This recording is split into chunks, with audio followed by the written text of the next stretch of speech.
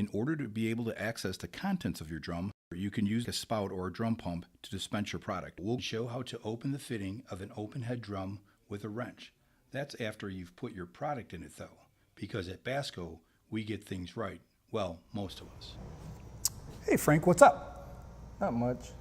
Hey, you know, I just bought a brand new coffee mug and I can't find it. Did you see it anywhere? No, I haven't. Well, I appreciate it. If you do find it, let me know, okay? Okay. Thanks. First, grab a bung wrench. This will help to open the bung plug.